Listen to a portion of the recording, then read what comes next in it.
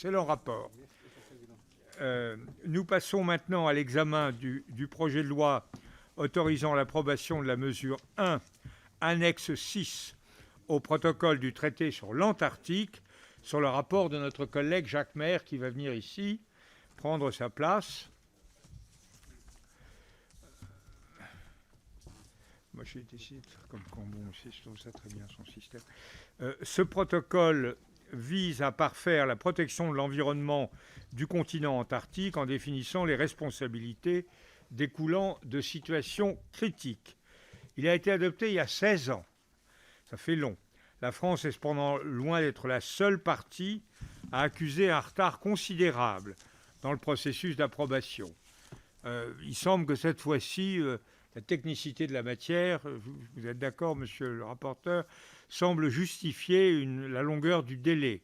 La mise en œuvre des obligations prévues par le protocole soulève en effet des questions assez complexes quant à la définition des modalités par lesquelles, en droit interne, mais également en articulation avec le droit européen et le droit international privé, la protection de l'environnement en Antarctique sera assurée en cas d'événements accidentels menaçant gravement l'environnement.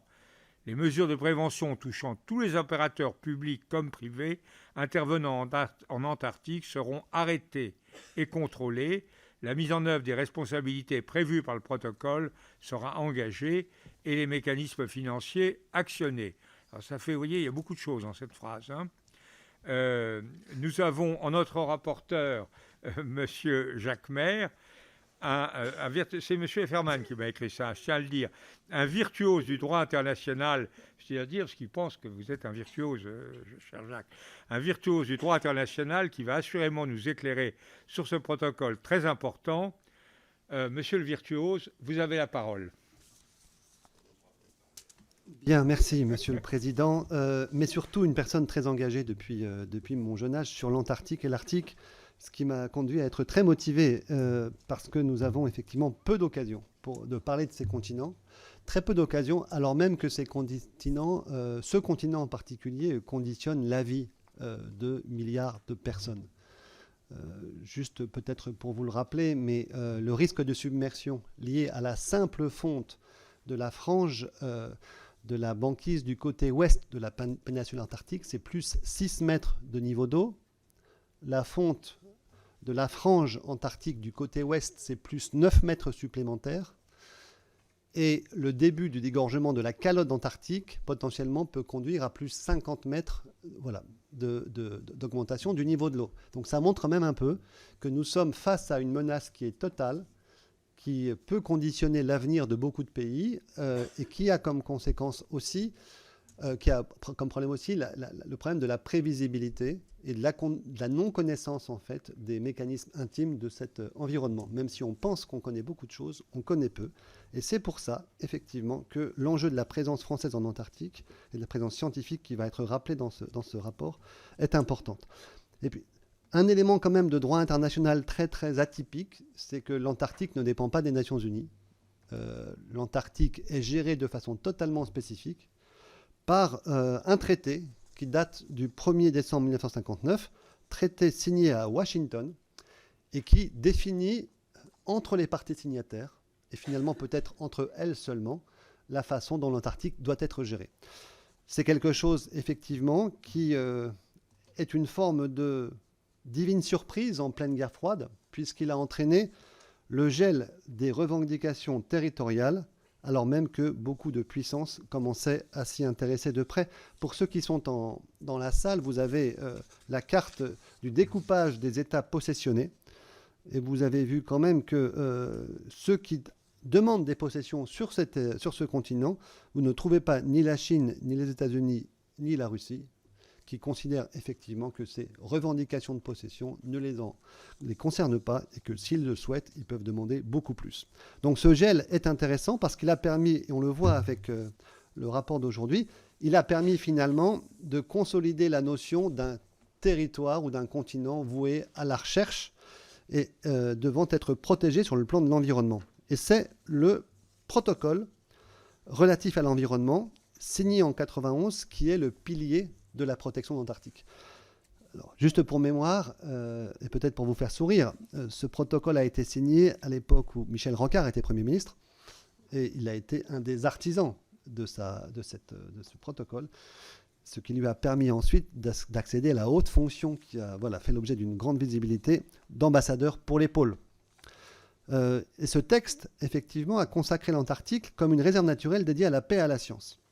Il instaure aussi une prohibition de toute activité liée à la défense et évidemment de l'exploitation des ressources minérales.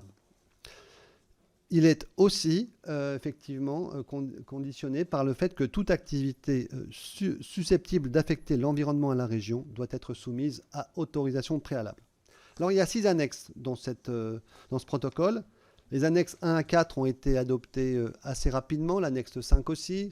Elle parle des déchets, de la gestion de l'environnement, de beaucoup de choses.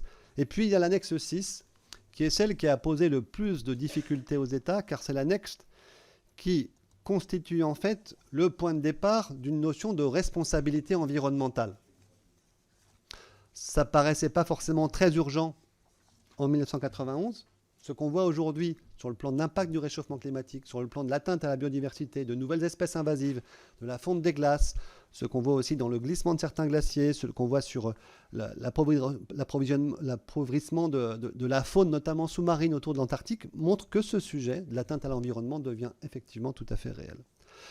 Alors, l'annexe en question, elle a un enjeu limité, signé en 2005, donc au bout de pas mal d'années de négociations. Elle est ciblée sur la prévention des risques et des situations critiques pour l'environnement imputables à certaines activités. C'est-à-dire qu'elle impose un régime de responsabilité spécifique aux États parties qui doivent effectivement exiger de leurs opérateurs, et qu'ils soient privés ou étatiques, des mesures de prévention, des mesures d'urgence et des souscriptions d'assurance. Nos collègues Éric Girardin et Meyer Habib l'avaient effectivement rappelé il y a quelque temps dans leur rapport, leur mission d'information. On voit un accroissement exponentiel des visiteurs en Antarctique et une diversification des activités. Alors, je vous invite à regarder la deuxième petite carte pour ceux qui l'ont sous les yeux. En fait, quand on parle de 50 000 personnes, c'est exponentiel par rapport à 20 000, c'est aussi ridiculement petit peut-être par rapport à ce qu'est la taille du continent. C'est même pas, je pense, la fréquentation du quartier ouest d'Ibiza dans un week-end, mais en fait, ça se concentre sur très peu d'endroits. N'est-ce pas, Monsieur Lecoq? Nous partageons quelques expériences communes apparemment. Regardez un petit peu ce qui se passe. Vous voyez que 95% finalement des visites en Antarctique ont lieu sur la péninsule antarctique. Et dans cette péninsule antarctique ont lieu dans quelques points de contact. Pour avoir été plusieurs fois en navigation en voilier sur cette terre, on se rend compte que sur une surface de littoral grande comme la Bretagne, on a 4 ou 5 mouillages maximum. Donc même s'il n'y a que 5 paquebots et 10 voiliers, ils se retrouvent en fait systématiquement sur ces mêmes endroits, qui sont des endroits vulnérables, parce que si on peut débarquer là, ça veut dire qu'il y a un peu de terre et pas uniquement de la glace. Ça veut dire qu'on peut aller à terre, et ça veut dire qu'il y a de la faune. Donc bien évidemment, la notion de concentration est plus importante, et la notion de dispersion, pas trop.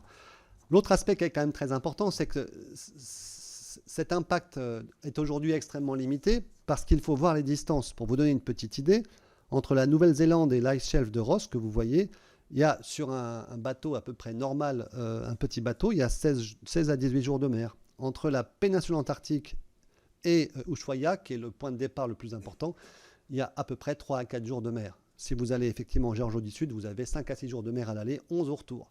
Donc, le coût d'entrée est extrêmement important, le nombre de gens potentiellement intéressés est peu important, mais le jour où on peut développer des bases aériennes, et ça commence à être le cas sur certaines îles de l'archipel, le jour où on peut finalement diminuer le coût en termes de, je dirais, de coût d'accès, où le temps est moins important, à ce moment-là, ça peut se développer. Et donc, il faut anticiper pour l'avenir, pour se dire que le jour où ce ne sera plus réservé à quelques très riches ou à quelques très sportifs, eh bien, ce jour-là, il y aura des problèmes. Aujourd'hui, nous avons donc des mécanismes qui sont en train d'être mis en place pour concilier tourisme et préserver des écosystèmes. Un point pour dire que l'annexe 6, en fait, à la fois elle date de 2005, mais en fait, elle est déjà la référence, elle n'est pas ratifiée, mais elle est déjà la référence pour les opérateurs de tourisme, qui ont un syndicat professionnel qui s'appelle le IATO, et qui, parce que ce sont des gens responsables, et qu'ils veulent garder en fait une barrière à l'entrée en termes de qualité importante, c'est l'image de marque de l'Antarctique, font déjà tout ce qui est prévu par l'annexe 6, et on le verra ensuite. En quelques mots, l'opérateur, qu'il soit privé ou étatique, doit anticiper les risques d'atteinte à l'environnement par son activité. Et il doit le faire par un certain nombre d'exigences qui sont effectivement vérifiées par la partie de l'opérateur. Cette partie de l'opérateur, pour la France, c'est les territoires des terres australes et antarctiques françaises qui effectivement disent aujourd'hui, nous n'avons pas d'appui du point de vue du droit international pour bien vérifier que les obligations sont respectées, même si nous savons que, par exemple, le principal pavillon français qui y va régulièrement, qui s'appelle la Compagnie du Ponant, eh ben, elle, effectivement, elle anticipe, elle respecte. Alors, c'est effectivement quelque chose qui est assez efficace, la vérification de plans d'action, de matériel de sauvetage, de lutte contre la pollution. Il y a un deuxième aspect qui est en fait beaucoup plus problématique, c'est la réponse opérationnelle en cas de pollution. Et là, le texte est assez virtuel. Si vous réfléchissez à ce que peut être une pollution liée à une activité touristique ou à un opérateur dans la zone antarctique, bon, si c'est une petite fuite de carburant parce que l'arbre d'hélice commence à fuir, on sait à peu près gérer. Si c'est, je dirais, le fait qu'un mini-cargo qui s'échoue avec la réserve de pétrole prévue pour 2 stations et qui arrive sur la banquise, on ne sait plus gérer. Et imaginez qu'il serait possible d'envoyer à 5000 km de toute terre des équipes pour récupérer le pétrole en temps réel est à peu près illusoire. Donc, la notion de réparation et d'intervention est quand même assez supplétive. Elle arrive trop tard, même si on peut faire effectivement mieux. Et de ce point de vue, si vous vous rapportez à la carte, excusez-moi, mais regardez un petit peu la dépendance française, elle est en bleu, c'est la Terre Adélie. La Terre Adélie, elle est loin de tout, elle est loin en particulier de toute terre touristique. Nous n'avons qu'un seul bateau, qui est l'Astrolabe, et qui est déjà, lui, à limite de saturation, puisque à peu près, je dirais, 120 jours par an, il est pour les TAF, et 240 jours par an pour l'Antarctique, et 240 jours par an, il est pour la surveillance des pêches. Donc si nous avons un jour un problème avec l'Astrolabe, il n'y a aucune capacité de réponse ou d'accompagnement. Et ça pose un problème parce que l'accident, un jour, existera. Il y a un appel, par exemple, de la part de l'IPEF, que je relaie ici très fortement auprès de vous, c'est de faire en sorte d'avoir des démarches mutualisées. Alors, mutualiser, évidemment, le président Bourlange va penser à l'Europe, c'est tout à fait possible. Nous n'avons pas de base européenne, alors que nous pourrions en avoir. Mais aussi mutualiser avec ceux qui sont présents sur le terrain. Et pourquoi pas faire en sorte qu'un brise-glace, nous n'avons 0 brise-glace, je dirais, d'État en France, puisse être mutualisé avec nos amis australiens. Ce serait en tout cas leur souhait. N'est-ce pas ? Alors, l'annexe 6 impose en outre aux opérateurs de souscrire une assurance ou de disposer d'une garantie financière adéquate. C'est quelque chose qui aujourd'hui, alors c'est virtuel puisque ce n'est pas encore en activité, ce n'est pas encore en application. Aujourd'hui, sans que cette obligation n'existe par l'annexe 6, les opérateurs peuvent trouver de façon, je dirais, assez générale, des assureurs pour ce qui concerne la cargaison et les dommages aux tiers. C'est ce qu'on appelle les clubs Protection and Indemnity Clubs. Ces clubs ne sont pas du tout spécifiques antarctiques. Ils ont des niveaux de couverture qui peuvent être très importants. Et quelque part, ils règlent le problème en anticipation de phase. Ceci étant, ça ne couvre que les armateurs et les chargeurs. Ça couvre donc les dommages aux tiers, ça ne couvre pas la coque, mais surtout, ça ne couvre pas les activités terrestres. Parce que là, on est vraiment dans le domaine maritime. Donc, si on a effectivement, et ça commence à se faire, du jet ski, de la randonnée, du parapente, que sais-je, avec des conséquences qui peuvent être négatives, ça a été un peu interrompu en 2019-2020 à cause du Covid, mais ça va repartir. Il y a effectivement là un vrai problème. Y aura-t-il ou pas un marché pour assurer cela ? Et ce n'est pas parce que le droit impose la couverture que le marché va la résoudre. Il y aura probablement une question de régime d'assurance multilatérale le jour où ça prendra un peu d'importance. Ensuite, évidemment, il y a ce régime de responsabilité. Alors la responsabilité telle qu'elle est définie par l'annexe, elle est vraiment très limitée, puisqu'en fait, elle dit Ce qui compte en termes de responsabilité, c'est simplement les coûts que vous auriez dû engager pour limiter l'impact. Donc les coûts de sauvetage, les coûts d'assurance pour effectivement, je dirais, avoir l'équipement, faire intervenir les sauveteurs, voire les nettoyeurs, mais ce n'est pas le coût à l'environnement. Donc on n'est pas du tout dans un régime de responsabilité générale sur les impacts sur l'environnement, ça ce serait un autre dispositif dont je prendrais, c'est simplement ce coût limité qui est celui de l'organisation des secours. Donc on est là dans un dispositif qui prévoit un fonds, mais en fait ce n'est pas un fonds pour protéger, c'est un fonds simplement auquel un opérateur étatique, si jamais il fait une bêtise et qu'il n'a pas lui-même engagé l'argent nécessaire, doit donner l'équivalent de l'argent qui aurait été effectivement nécessaire à un fonds qui permettra de faire quelque chose, on ne sait pas encore trop quoi. Si c'est un opérateur privé, l'opérateur privé peut effectivement soit rembourser l'État pour les fonds qui auraient été nécessaires, même si l'intervention n'a pas eu lieu, soit effectivement donner le financement au fonds constitué. Donc c'est un fonds un petit peu, excusez-moi l'expression, mais un peu bâtard, qui n'est pas très opérationnel, qui intervient ex post et qui ne signifie en rien une capacité à éponger les conséquences et à réparer les atteintes à l'environnement. Voilà, je vais terminer très rapidement parce que j'ai été long, il est tard. Il y a effectivement un plafonnement dans le fonds en question, il y a un plafonnement dans la responsabilité, sauf si la faute a été intentionnelle. Il y a des conséquences assez pratiques tirées par les parties sur la probable un jour rentrée en vigueur. Notamment, il faudra probablement avoir plus de capacité de rétention autour des réservoirs du Mont d'Urville, avec une double coque et des signaux en cas de fuite. Il y aura probablement des efforts à faire sur un équipement, je dirais, pour encadrer en périphérie une fuite importante autour de l'Astrolabe. Donc il y a quelques équipements qui sont comme ça en train d'être réfléchis. Mais ça ne va quand même pas révolutionner l'environnement sur place. Dernier point, sur l'entrée en vigueur, nous avons aujourd'hui 11 pays qui n'ont pas encore fait cette démarche. La bonne nouvelle, c'est qu'il y en a 3 qui sont en cours, Belgique, Chili et la France. Ces États qui n'ont pas engagé la démarche, il y a notamment des États importants comme les États-Unis, comme la Chine, comme le Japon, comme l'Inde. Et comme on voit effectivement la difficulté d'avancer sur ce dossier, on peut être un peu inquiet. On peut être un peu inquiet, d'autant plus que commence en 2020 la négociation, alors 2020, enfin, initiée en 2020, mais en réalité commençant en 2021, la négociation sur la fameuse, je dirais, protection complémentaire avec un régime général de responsabilité. On peut penser que comme on a mis à peu près 12 ans à mettre en place le régime restreint qui est lié aux interventions d'urgence, on peut s'attendre à avoir un peu de temps, vu en plus la montée, je dirais, d'un comportement moins coopératif de la part de la Chine et de la Russie, on aura un peu de temps avant d'avoir un régime général. Voilà, chers collègues, important de donner un signal positif aujourd'hui pour lancer la dynamique, important alors que la France vient de présider la conférence des parties au traité sur l'Antarctique, et donc je vous invite à le voter sans réserve. Et pour terminer, je voudrais vraiment remercier très chaleureusement François-Xavier Carabelli. François-Xavier est un administrateur qui ne dit jamais non quand on veut faire des auditions supplémentaires, quand on veut des chiffres supplémentaires.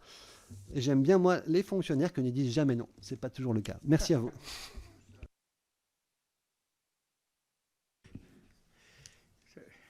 Non, mais M. Carabelli ne dit jamais non au travail. C'est ça que veut dire M. Maire.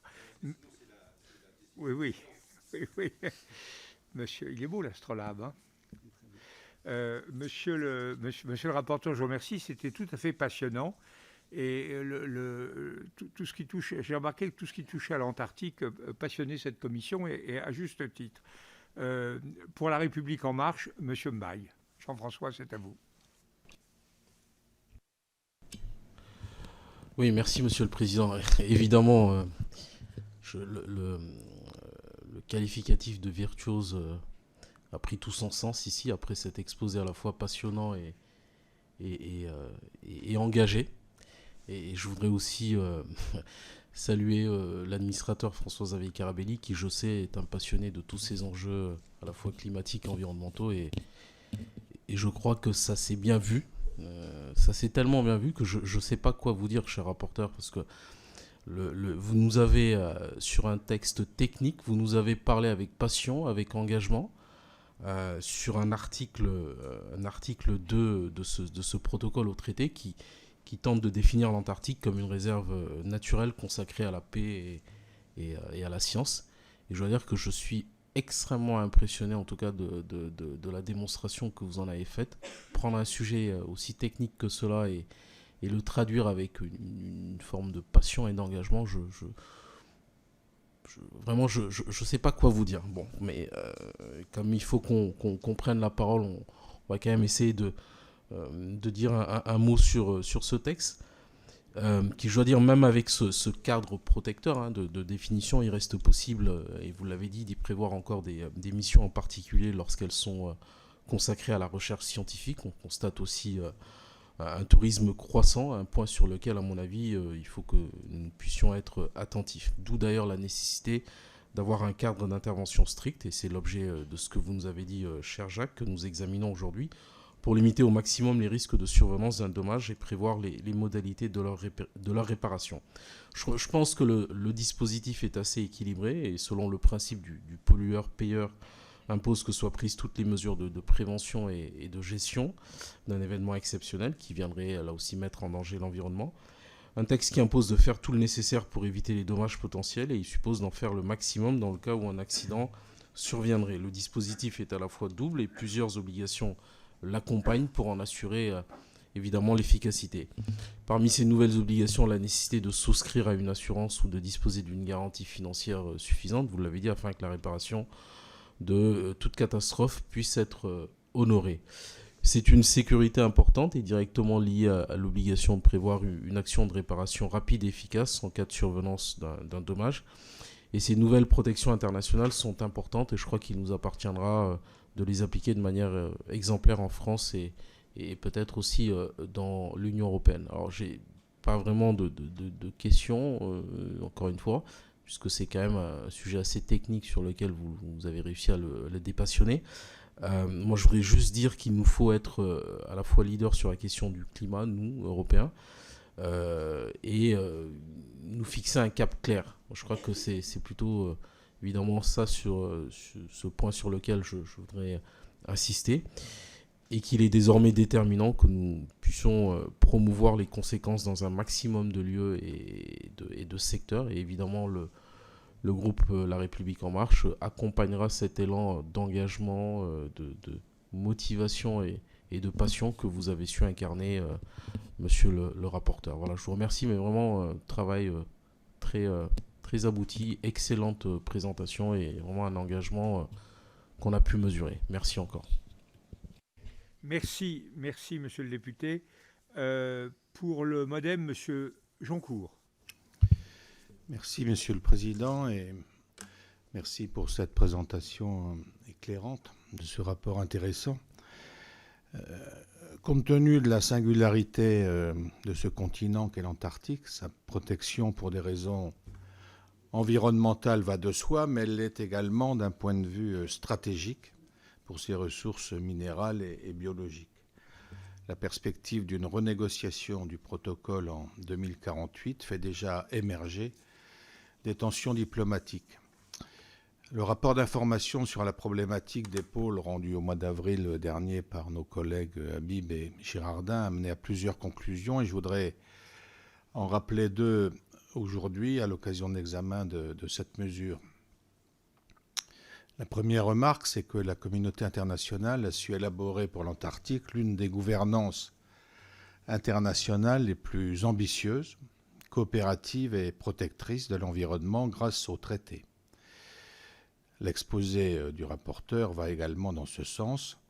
Rarement une responsabilisation internationale aussi large a existé. Le fait que cette entente soit dirigée vers l'étude et la préservation de notre environnement devrait être un signe encourageant et un modèle de réussite pour l'avenir des négociations internationales sur ce sujet.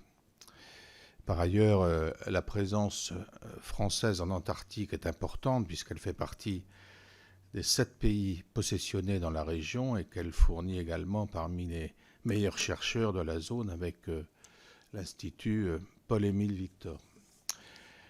La seconde remarque porte à l'inverse sur le fait que tous les États du monde n'ont pas facilité le dialogue et entravent même la mise en place de réglementations de travaux sur place. Je pense évidemment à la Chine et à la Russie qui se sont opposés en 2020 à la mise en œuvre de pêcheries scientifiques, à la création de nouvelles aires marines protégées, sans oublier la protection russe accordée à un bateau violant manifestement le traité en exerçant une activité de pêche dans la zone. La Russie faisait partie des 12 États signataires du traité de Washington et l'arrêt des négociations de bonne foi avec la Russie n'est évidemment pas un bon signe.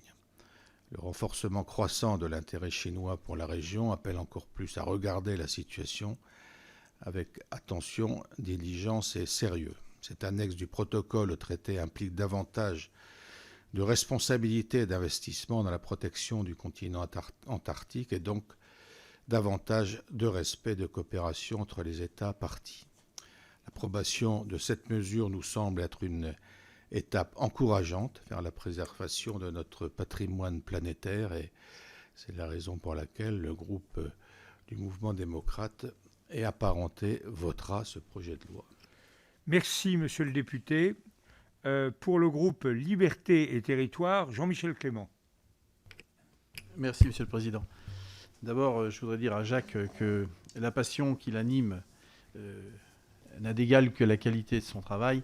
Et je pense que lorsqu'on est attaché à des contrées de ce monde comme celle-ci, on ne peut qu'être enthousiaste. Et je dois reconnaître que, toute comparaison réservée, je connais plus l'Arctique que l'Antarctique. Mais lorsqu'on en a eu l'occasion de goûter à ces espaces et à ces ensembles naturels si protecteurs, on n'a vraiment qu'une envie, c'est de les sauvegarder, quoi qu'il arrive. Et à cet effet, moi je m'interroge à la lecture de ce protocole que nous approuverons bien évidemment. J'aurais deux, trois petites remarques, deux, trois petites questions à faire, parce que ce que j'ai entendu est quand même préoccupant, quelque part. La notion de dommage irréversible, c'est ni quantifiable ni assurable. C'est définitif. On ne peut pas le mesurer. On ne peut pas le quantifier. On ne peut pas l'assurer. Donc, quand on ne peut pas ni l'assurer ni le quantifier, ça veut dire que c'est encore possible qu'il y en ait. Donc, ma question, c'est de dire, n'est-il pas urgent d'arrêter tout ce qui pourrait nous amener à la constitution de dommages irréversibles ? Le tourisme, c'est quand même pas une nécessité vitale. Je pense que la recherche est essentielle, elle doit être maintenue et préservée. Mais tout ce qui n'est pas de la nature à, justement, assurer l'avenir de la planète, selon moi, doit être écarté. Et quand on voit qu'il faut plus de 20 ans pour en arriver à se mettre d'accord sur quelque chose, on peut se dire que d'ici 20 ans, il peut se passer encore le pire. Donc je me pose la question de savoir s'il n'est pas temps déjà d'aller plus loin que ce qui a déjà été commencé d'être négocié. Et puis, deuxième question, quelle qualification on pourrait donner à un acte de cette nature en droit international? On connaît les crimes contre l'humanité. Est-ce que là, au cas particulier, lorsqu'on a affaire à un acte aux conséquences irréversibles, on n'a pas à inventer en droit quelque chose qui y ressemble? Parce que je pense qu'on en est là. Si on n'a pas un écran protecteur, un bouclier protecteur, je veux dire, quelque part, c'est l'humanité qui est en danger. Et je pense que cette question de responsabilité, il faut qu'on se la pose. Politiquement, on a le devoir de le faire. Moi, c'est comme ça que je m'interrogerai pour donner encore plus de poids et de force au travail que vous avez fait. Voilà, merci. Merci. Je crois qu'on peut tout à fait s'associer à vos paroles. Monsieur Lecoq pour la gauche démocrate et républicaine. Merci, Monsieur le Président. Tout d'abord saluer l'exposé de Jacques Maire, qui est remarquable et qui est empreint de passion et de connaissances. Et je vois qu'il a fait un super duo avec notre administrateur pour faire ce travail et c'est intéressant. Moi, je trouve que ça fait partie de ces bons rapports pour notre commission. C'est-à-dire que c'est à la fois de la technique, de la diplomatie internationale et de la passion. C'est-à-dire c'est là où on voit tout ce qu'on peut mettre quand on est parlementaire dans ce genre de rapport et j'apprécie beaucoup. Moi, je me suis questionné longtemps sur les 16 années qui ont séparé l'approbation de la mesure 1 pour un secteur urgent quand même. Et puis aujourd'hui. Pourquoi tant de temps, quoi? Chez nous aussi, pour approuver ça. Et je reste encore avec cette question-là. Je me dis qu'il y a vraiment des forces. Et Jacques en a parlé pour ce qui concerne l'extérieur, mais y a-t-il aussi des forces à l'intérieur de notre pays qui ne favorisent pas ce genre de ratification? Moi, ça me pose question. Les députés communistes ont très largement et sont vraiment très favorables à la mise en œuvre des mesures qui nous sont proposées, qui permettra de protéger l'environnement et de l'Antarctique, notamment du fait de l'explosion touristique. Et moi, je partage ce qu'a dit Jean-Michel Clément, c'est-à-dire qu'à un moment donné, et Jacques l'a dit dans son rapport, c'est-à-dire pour l'instant, c'est à la marge, mais je crois me souvenir que Jean-Yves Le Drian avait lui-même dit que le tourisme augmentait de 450% sur l'Antarctique, de mémoire. Et alors, c'est vrai que 450% de pas grand-chose. Tous ceux qui ont des bas salaires et tout, ils savent que quand on parle en pourcentage, c'est jamais bon, quoi. Vaut mieux parler en valeur absolue. Donc ça fait pas beaucoup. Mais quand même, c'est une augmentation exponentielle quand même. Ça va dans tous les sens. Et on sent ce goût. Alors c'est à la fois intéressant et en même temps inquiétant. C'est-à-dire que ces espaces préservés, ces espaces que les gens veulent préserver, en même temps, ils veulent les voir. Tellement ils sont magnifiques. Et c'est un vrai sujet, ça. C'est-à-dire qu'en fait, il faudrait autoriser que des gens comme Jamy et d'autres qui filment et qui expliquent aux gens ce qu'il y a.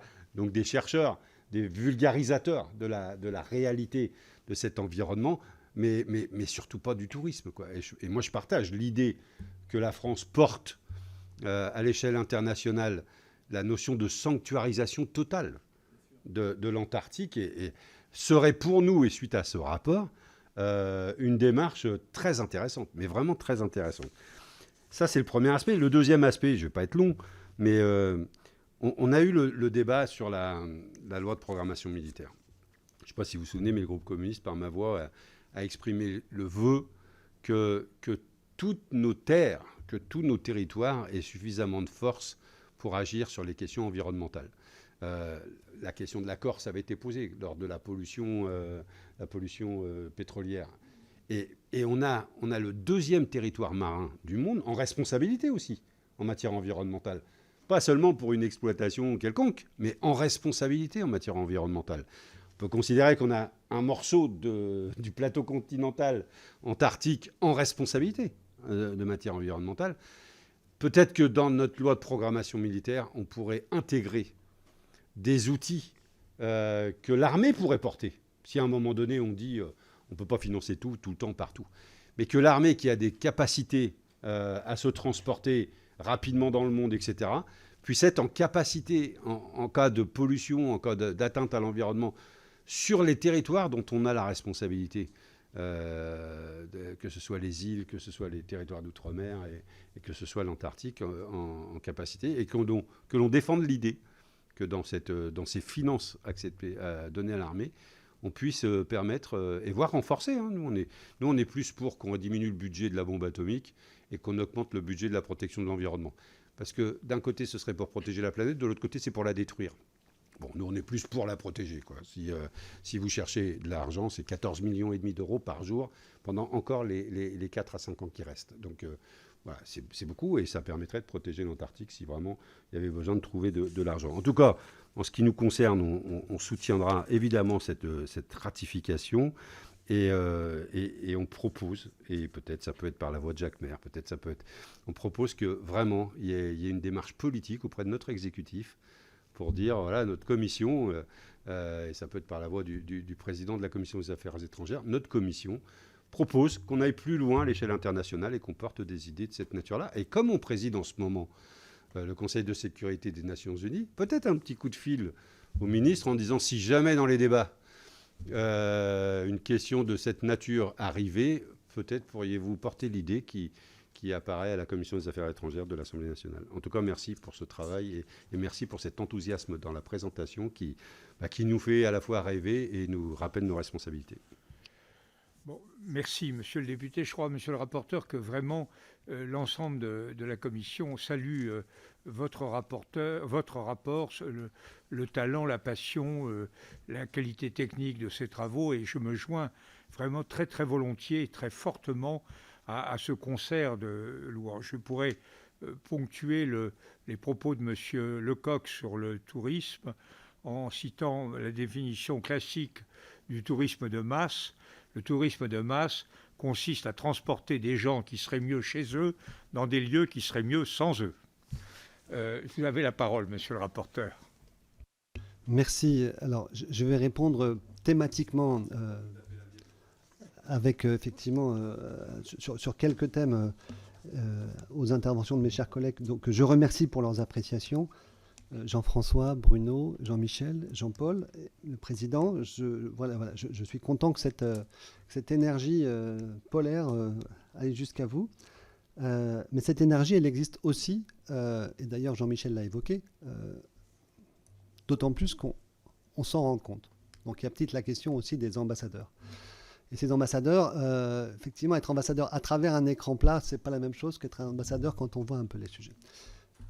Premier sujet, peut-être, sur le principe pollueur-payeur. Nous ne sommes pas sur le principe pollueur-payeur. Nous sommes sur le principe pollueur doit organiser, en gros, en urgence, la limitation de son impact et doit, si jamais il ne fait rien, indemniser l'État pour le coût des secours, mais aucun dédommagement à l'environnement. C'est pour plus tard, c'est effectivement ce que j'évoquais tout à l'heure. La réparation du préjudice écologique relève d'une autre annexe qui sera négociée dans les années qui viennent. Et ce sera effectivement un peu long de mon point de vue. Deuxième sujet, concernant la question de la raison en fait du délai.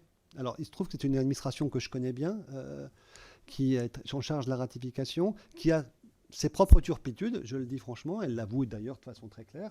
C'est des sujets techniques, assez virtuels, sans enjeu immédiat, donc pourquoi y aller? Ça demande, quand on commence à vouloir ratifier, de faire un dossier d'analyse d'impact, etc. Et puis il y a le Trésor. Le Trésor est partout en France. Et le Trésor, là, est face à une espèce de... C'est comme une poule face à un couteau. Il n'y a pas de marché, il n'y a pas d'opérateur, où les obligations existent déjà, mais du fait du droit européen ou du fait du droit commercial, qu'est-ce que je vais inventer comme nouvelle responsabilité comme nouveau mécanisme de financement? Voilà, donc c'est très, très bizarre, très particulier. Et je peux vous donner une illustration d'ailleurs de cette espèce de particularisme. Le coût de l'assurance pour un bateau qui fait à peu près 100 mètres, un bateau de tourisme, pour sa protection dommages à l'environnement, toutes causes confondues, de la compagnie française, c'est une couverture qui va à plusieurs centaines de millions, 1 milliard d'euros, etc. Donc c'est le marché qui lui impose de dire « Attention, tu es coté, si jamais tu as un problème, il faut absolument que tu puisses... » Le coût que s'impose l'État pour assurer l'Astrolabe, c'est quelque chose comme dans un rapport de 1 à 100. Ça veut dire globalement que l'État est son propre assureur. En réalité, il ne s'assure pas. Et sur son budget propre, l'IPEV n'est pas capable, je dirais, de se protéger, comme le ferait effectivement la compagnie du Ponant, et qui pourrait effectivement être attaquée, mais il n'y a pas vraiment de parti pour attaquer ce genre de sujet. Et donc, quelque part, le marché est à la fois décalé, en avance et à côté de ce qu'elle a besoin. D'où la difficulté pour les acteurs administratifs de se dire qu'est-ce que ça signifie. Voilà.